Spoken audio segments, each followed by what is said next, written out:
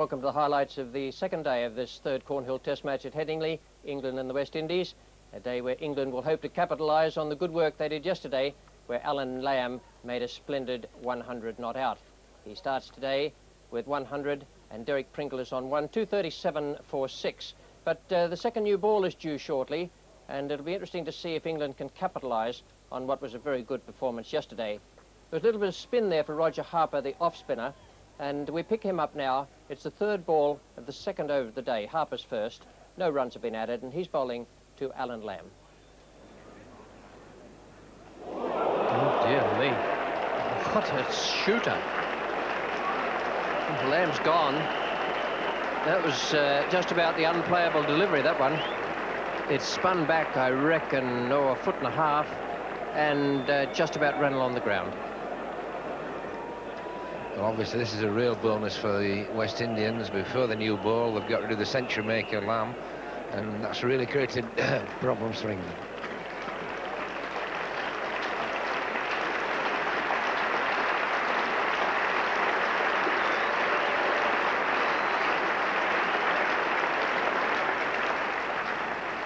Yes, a tremendous amount of turn there.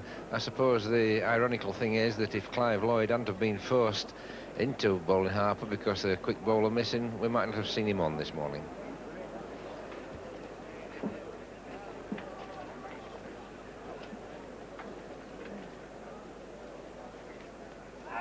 Oh, put him down, and not really something Michael Holding will be very pleased about. Geoffrey Dujon, rather a lazy attempt there with the right hand.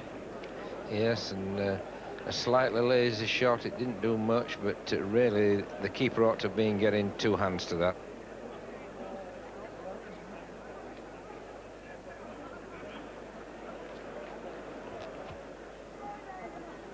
Holding to Allen.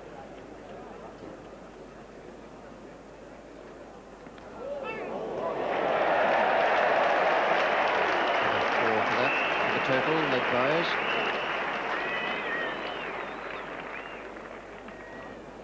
He should be quite happy to be playing here, apart from the normal pleasure of being chosen for England. But this pitch has shown enough so far to indicate it might suit a bowler like Allott, who hits the pitch. It's only medium quick, but hits the pitch quite sharply.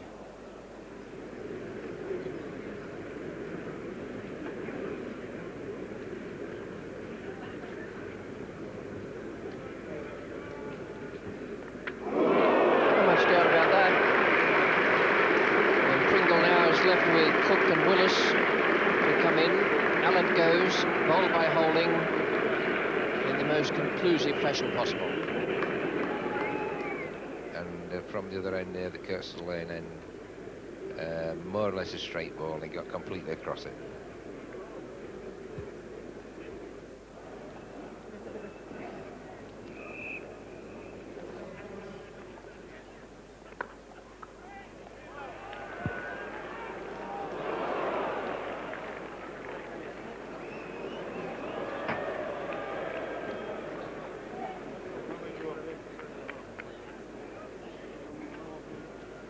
Michael Holding yesterday was bowling the ball in rather than throwing it in from the boundary.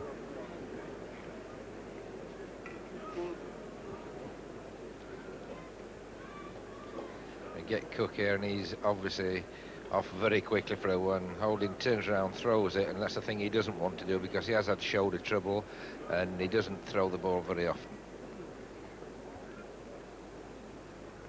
Games are very fine, but not fine enough for Pringle, and that's what he must do. Partnered by two tail-enders. Brings up the 250 for England.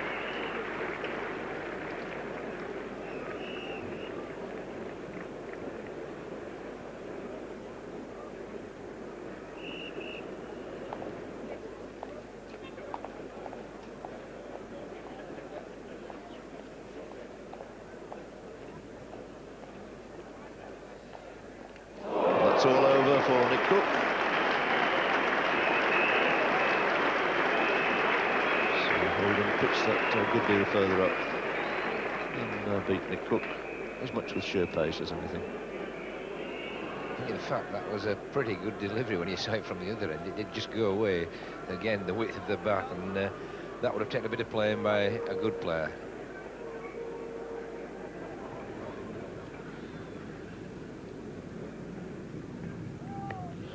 Oh, and just dropped.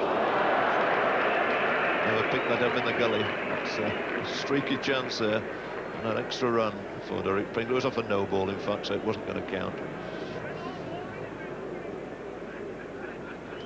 And a useful delivery, this, climbing and leaving him. And it went straight to Michael Holding, who really didn't see it at all.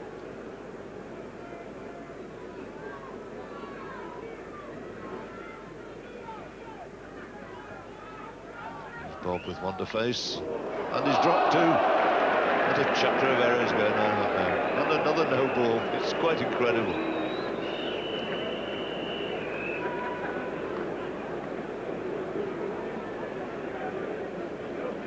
It's a very unfriendly delivery. A no ball again.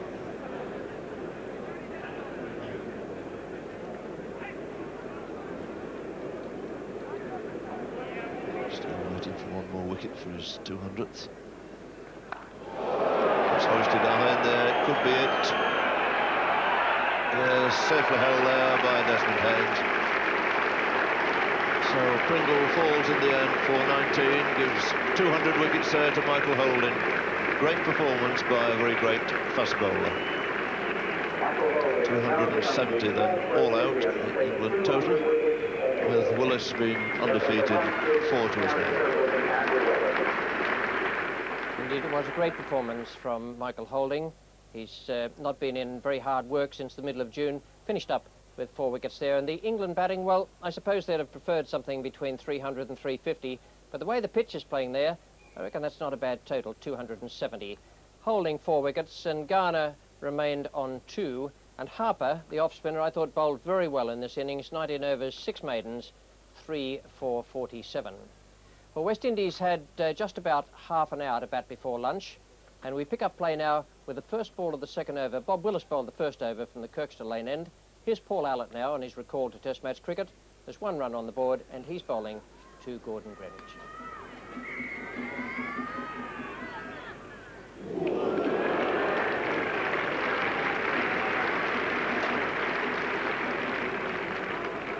Well, it's a pretty good start on your way back. That ball just leaving Gordon Greenwich. Very useful delivery.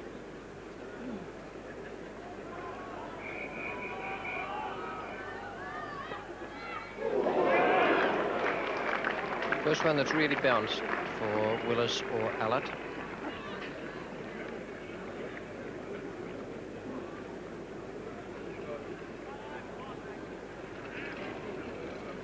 And this is one of the vagaries of the wicket. That one really bouncing and going right through Gordon Greenwich. Tremendous delivery. Ian Botham is feeling well in advance of the other slips. David Gower is back behind the keeper, as is normal for the first slip. Then Botham is well up, standing even in front of the man at third slip. And that's exactly why he's doing it, so the ball will carry to him instead of bouncing in front. First blood to Willis, Botham and to England. 16 for 1. And Gordon Greenwich, the hero of Lords for the West Indies, is the man to go.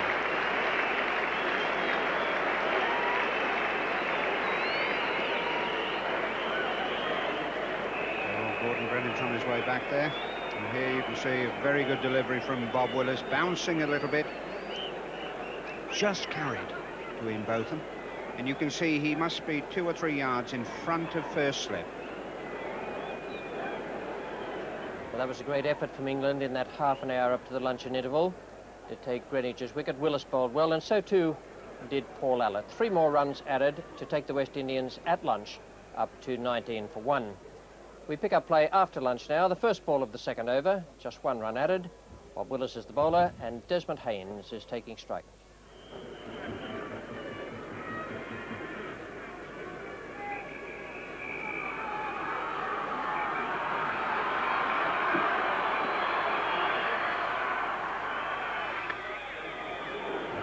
stroked away through that big gap at mid-off. I think that ball's going to carry all the way. And, Pringle gave it up quite a long time ago. Again, showing how quick this outfield is. Full length ball, it wasn't a half volley, just push it on the up, just firmly, and it went even up the hill, which is quite a big hill there, and it beat Prindle quite easily to the boundary.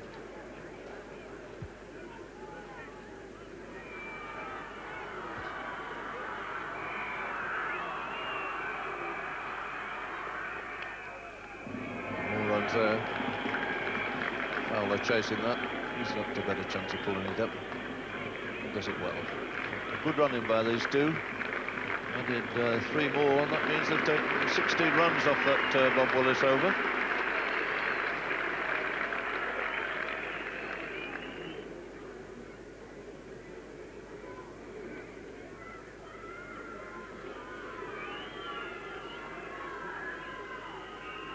And he's bowled in. Well, a well-deserved wicket there for Paul Allott. Desmond Haynes, really, for him, another failure to his name. He goes for 18, and it's a fine start this by England, with West Indies now 43 for 2. Yeah, Paul Allott's bowled fairly well out there today, and he's deserved that success. He's beaten all the batsmen that he's bowled against on both sides of the bat, and he's certainly deserved that little bit of luck that you need. Well worth seeing again, because you don't see this too often these days. A batsman of that sort of class bowl between bat and pad. There's never a lot of daylight. The foot not quite to the pitch of the ball. And going nicely through that little gap.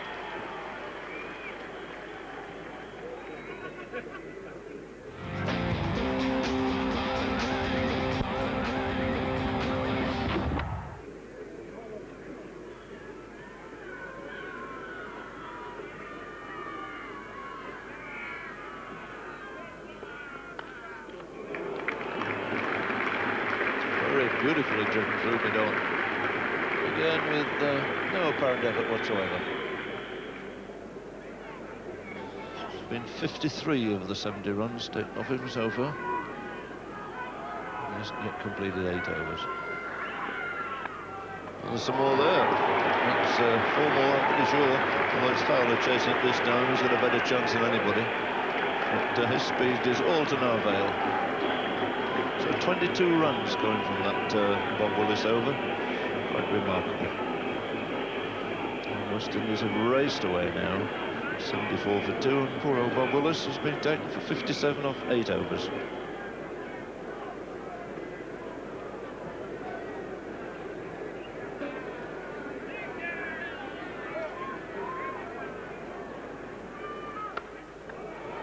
For more.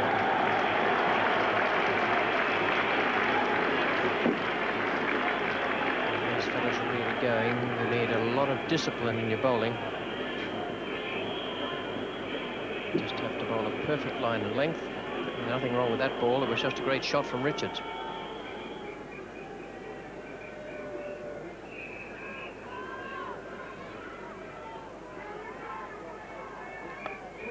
Pringle. Richards goes. Allott claims another wicket. And that is the one England needed so badly. Just as Gomes and Richards were cutting loose and tearing the attack to pieces, Allott has struck. He hasn't bowled badly to Richards, even when the great man was striking him down the ground. 78 for 3 now.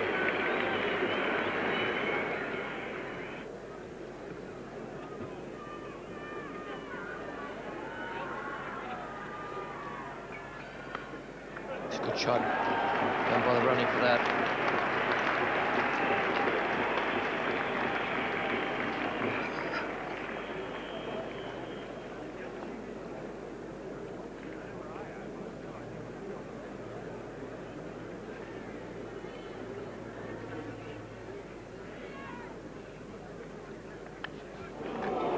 Could have gone anywhere, but in fact it split the gap between third slip and gully. Garrick can rightly feel aggrieved at that. It's a real slash from Clive Lloyd. At least he slashed hard.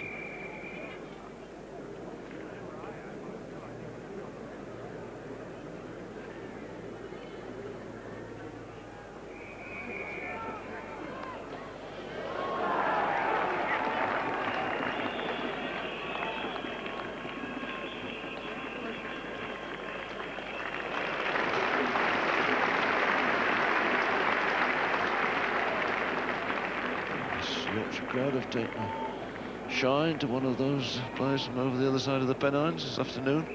Very appreciative of Paul Allott's work both in the field and with the ball. So these two have taken it on 50, and that's racing away. I don't think even Allott's going to stop that. And make into another expensive over here.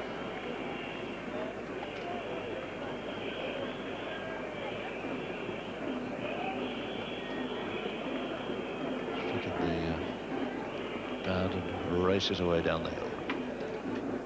And that's a very good partnership between Clive Lloyd and Larry Gomes. Gomes playing in exactly the same way as he always does. Little pushes, deflections, and the occasional brilliant stroke in front of the wicket. And Clive Lloyd, all power and purpose out there. 138 for 3 at tea. The only problems that might be posed for those two left-handers would be from Nick Cook, left-arm spinner, bowling with a nice breeze, coming from round about fine leg for the left-handers and able to pitch into the rough. Here he is now coming in the 5th over after tea. 10 runs have been added and he's bowling to Clive Lloyd.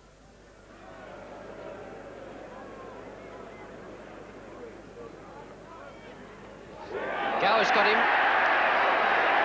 Lloyd's not at all happy about it. A tremendous scoring rate for England today, over 50 runs per 100 balls, and West Indies actually got up to 88 balls per hour.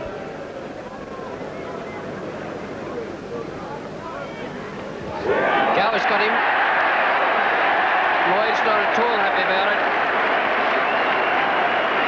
He goes. There's nothing difficult about the catch, but the shout was very, very loud from all the England players.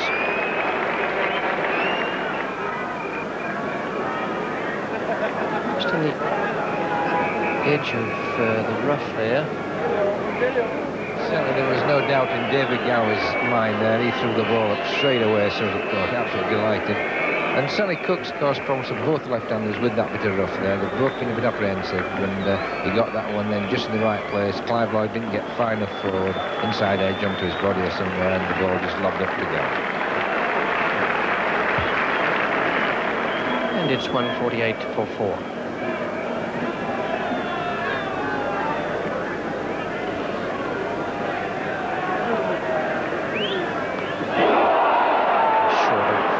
Well, Botham's up there, but it's very difficult for him to decide in that fraction of a second whether to go across in front of Gower. The chance was there.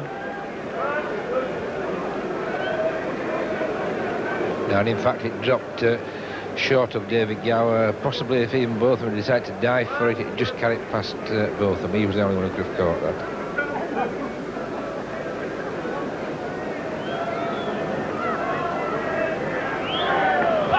Must be very close.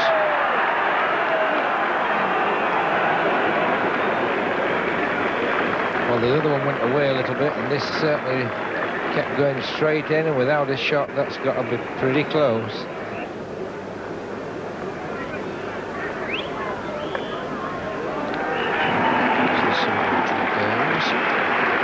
Takes him on to 50. What a good series he's having. 143, 10, 92 not out, and now 50 not out.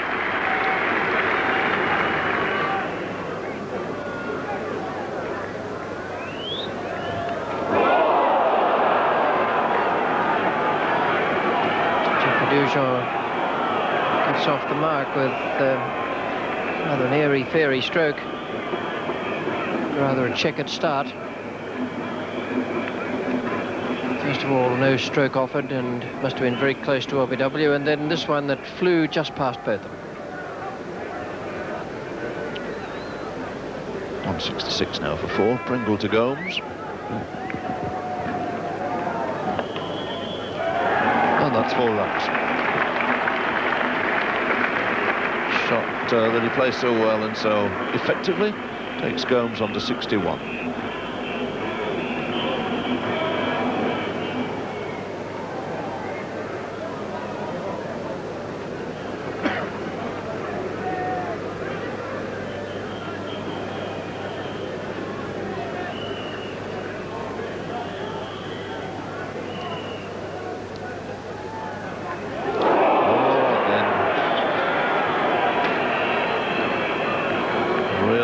Let off there for Larry Gomes, inside edge, just inside the diving grasp there of wicketkeeper Downton.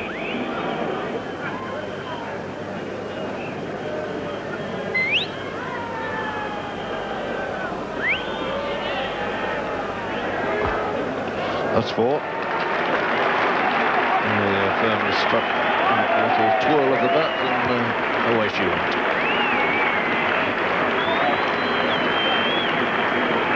Dujon moving on to 26. That's his best score in this series to date. So West Indies going past 200 and also realising a 50 stand between these two, which has come up in 91 balls.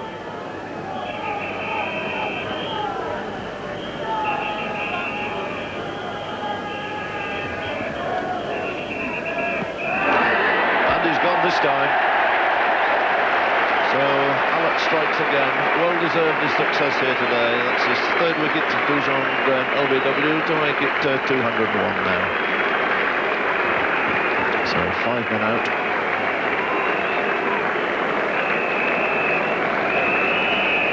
Useful delivery this. And Dujon playing all round it. So it means now West Indies are 69 behind.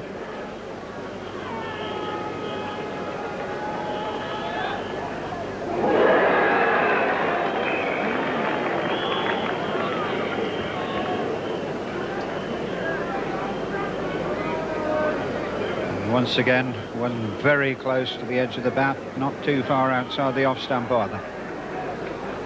Things really haven't gone England's way today. Been some excellent bowling and a few loose ones in between, but nothing quite gone right for them.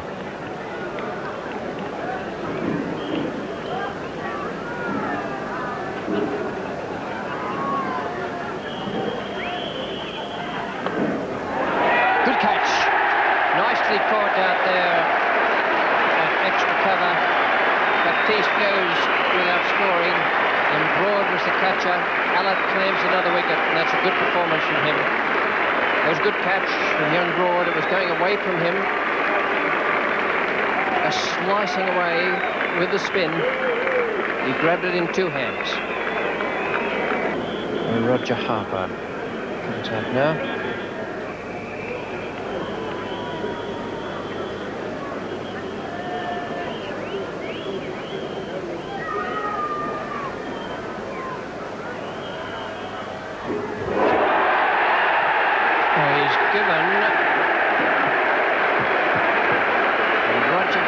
Goes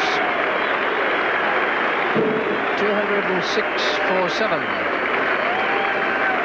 No score for Harper, and Gomes is still on 74. Yes, and once again pushing forward. A little inside, outside edge, and up goes Paul Downton.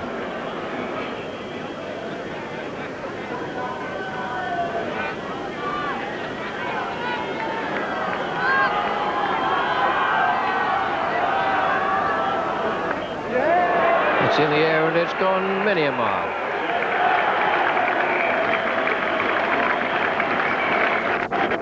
That's flew the boundary quite easily. Might have come off the meat of the bat, or it might have come off the top edge. Well, it wasn't that bad a delivery, actually. Michael Holding just deciding to give it a swish.